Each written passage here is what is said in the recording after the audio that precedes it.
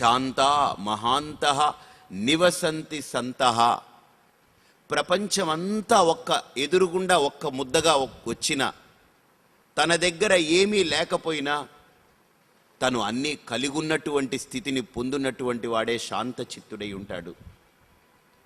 భౌతికమైనటువంటి అంశాలతో కాకుండా, తను బుద్ధిపరమైన అంశాలతో కాకుండా, భావాలతో కాకుండా, భౌతికతకు భావాలకు అతీతమై ఉన్నటువంటి తన యథార్థమైన స్వరూపాన్ని గుర్తించిన వాడు మాత్రమే ఈ లోకంలో ఆ శాంతిని, పరిపూర్ణమైనటువంటి అవగాహనను పొంది ఉండగలడు.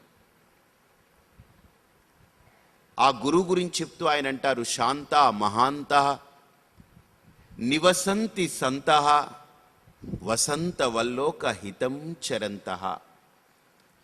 వసంతకాలంలో ఎలాగైతే ఒక చెట్టు ఆహ్లాదంగా లేలేత పచ్చదనాన్ని అద్దుకుని రంగుని అందరినీ పులకింపజేస్తుందో, ఆ గురువు ఎదురుగా వచ్చినటువంటి సమీపించినటువంటి శిష్యుడికి కూడా మొట్టమొదట ఆ గురువు సన్నిధికి రాగానే మనస్సు ఊరట పొందుతుంది, శాంత చిత్తమవుతుంది.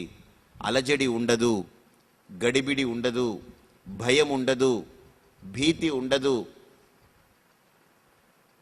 ప్రాణము, మానము, ధనము ఇవన్నీ కూడా కేవలం భౌతిక స్థాయిలో ఒక్కొక్క పొరలుగా కల్పించబడ్డవి. వీటన్నిటినీ దాటుతున్నాడు ఆ శిష్యుడు. దాటి ఆ గురువుగారిని అడుగుతున్నాడు, గురువుగారు మీ సన్నిధికి రాగానే ఇప్పుడు నేను ఏ స్థితినైతే పొందుతున్నానో ఈ స్థితి నాకు శాశ్వతం కావాలి, నాదై కావాలి, నాదిగా ఉండాలి. అది పొందబడేది కాకూడదు, అది నేనై ప్రకాశించగలగాలి. దానికి ఉపదేశం చేయండి అని అడుగుతాడు. బాగా ఆలోచన చేయండి. ఒక అయస్కాంతం దగ్గర ఒక చిన్న ఇనుప ముక్క వెళితే అది కూడా అయస్కాంతంలా ప్రవర్తిస్తూ ఉంది, అంతేనా కాదా? ఒక మ్యాగ్నెటిక్ స్పియర్లో, దాని యొక్క ఆర్బిట్లో, అయస్కాంతపు పరిధిలో ఒక ఇనుప ముక్క వెళితే అది అయస్కాంతానికి అంటుకుంటుంది.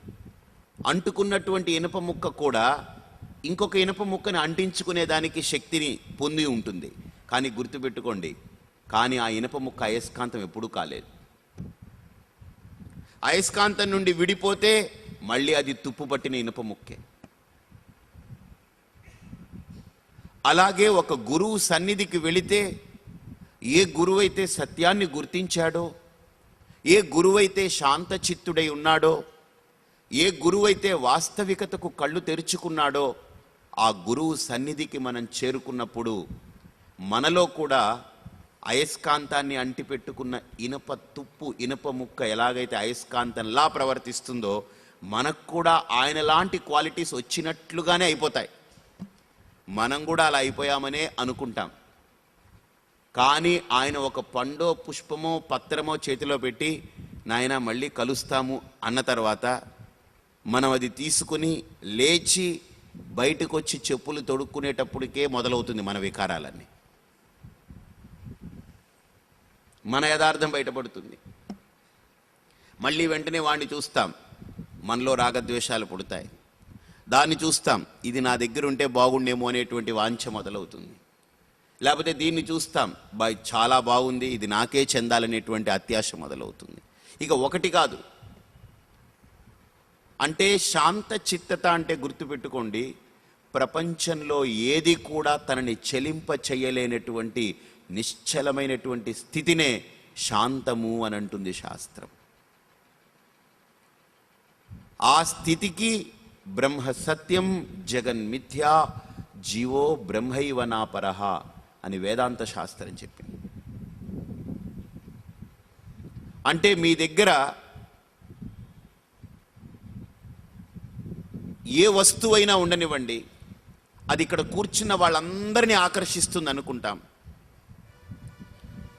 ఆ వస్తువుని ఒక వ్యక్తి ఎదురుగుండా పెడితే ఆ వ్యక్తి దాన్ని చూసి నిశ్చలమైన స్థితిలో ఉండగలిగినప్పుడు శాంతము అనేటువంటి దానికి నిర్వచనం. అది ఎలా కలుగుతుందో ఒక వ్యక్తికి సహజం కదా సహజం కదా మనస్సులో చలనం కలగడం, సహజం కదా మనస్సు పరుగులు తీయడం, నిజమే.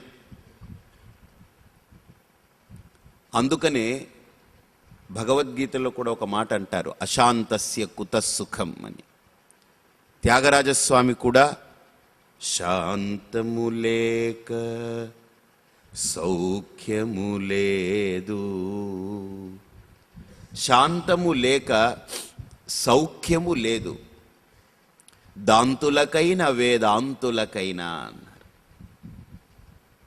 అర్థమైందా? దాంతులకైనా అంటే భోగికైనా, వేదాంతులకైనా అంటే యోగికైనా శాంతము లేక సౌఖ్యము లేదు మనసా అంటారు.